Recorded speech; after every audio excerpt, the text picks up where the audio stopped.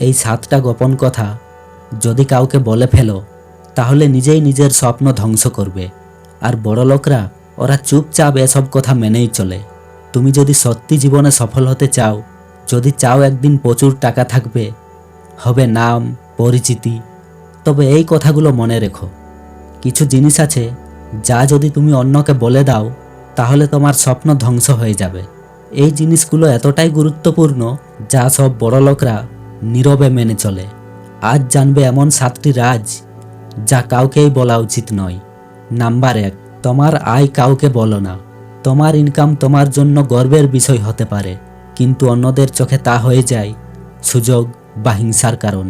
কেউ তোমার থেকে সাহায্য চাইবে, কেউ ব্যবহার করতে চাইবে, কেউ শুধু ঈর্ষায় তোমার বিরুদ্ধে কথা বলবে।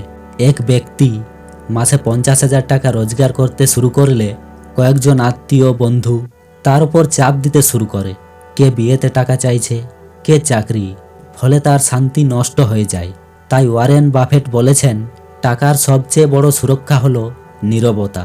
যতক্ষণ না কেউ জানে তুমি তাদের মতোই, আর জানলে তুমি হয়ে যাও শোষণের উৎস। নাম্বার 2, ভবিষ্যতের পরিকল্পনা গোপন রাখো। অনেকেই কোনো নতুন আইডিয়া মাথায় এলে তাড়াহুড়ো করে সবাইকে বলে দেয়। এতে কেউ তোমার মনোবল ভেঙে দেয়, আবার কেউ হয়তো তোমার আইডিয়াই কপি করে ফেলে। যেমন এক ছেলের ব্যবসায়ী পরিকল্পনা তার এক সহকর্মী চুরি করে ফেলে বাজারে নিয়ে গিয়ে সফল হয়।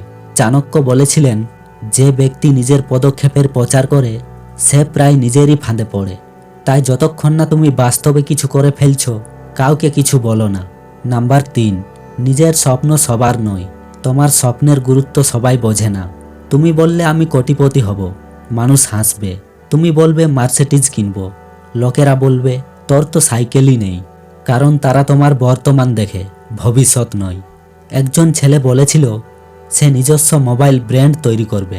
তার বন্ধুরা ও শিক্ষক পর্যন্ত উপহাস করেছিল, কিন্তু আজ সে একজন সফল উদ্যোক্তা। তাই চুপচাপ স্বপ্ন লালন করো, বাস্তবে দেখিয়ে দাও। নাম্বার 4, শেখার উৎস প্রচার করো না। আজকাল কেউ নতুন কিছু শিখলেই সাথে সাথে স্টোরি দেয়, এই বই পড়েছি, এই কোর্স করেছি। এতে কেউ তোমাকে নিয়ে হাসে, কেউ আবার সেই কোর্স নিজে করে ফেলতে চায়। এক গরিব ছেলে ছিল, পুরনো মোবাইল দিয়ে গোপনে স্কিল শিখত। 1 বছরে সে এমন দক্ষ হয়ে ওঠে যে লাখ টাকা উপার্জন করে। যখন মানুষ প্রশ্ন করত, সে বলতো, যখন সবাই ঘুমাতো আমি শিখতাম। শেখা হলো সাধনার মতো, সেটা নিঃশব্দেই হওয়া উচিত। নাম্বার 5, কষ্টের গল্প সবার নয়। তোমার কষ্ট, সংগ্রাম, কান্না সবাই বুঝবে না। কেউ মুখের সহানুভূতি দেখাবে, আবার পেছনে হাসবে। এক মেয়ে তার পারিবারিক ঝগড়ার গল্প বন্ধুদের বলেছিল। কিছুদিন পর তারাই সেই বিষয় নিয়ে ব্যঙ্গ করতে শুরু করে। তাই সব কিছু বলা উচিত নয়। তোমার কষ্ট তোমার শক্তি হয়ে উঠুক। নাম্বার 6, দান করে প্রচার করো না। কাউকে সাহায্য করলে তার ভিডিও বানিয়ে স্টোরি দেওয়া আজকের ট্রেন্ড, কিন্তু সত্যিকারের দান সেটা যা আত্মসম্মান বাঁচায়, ক্যামেরার সামনে নয়। এক ধনী ব্যক্তি প্রতি বছর হাজার হাজার মানুষকে সাহায্য করতেন, কিন্তু কাউকে জানাতেন না। এক বৃদ্ধ একদিন প্রকাশ করলেন, তখন মানুষ জানতে পারে।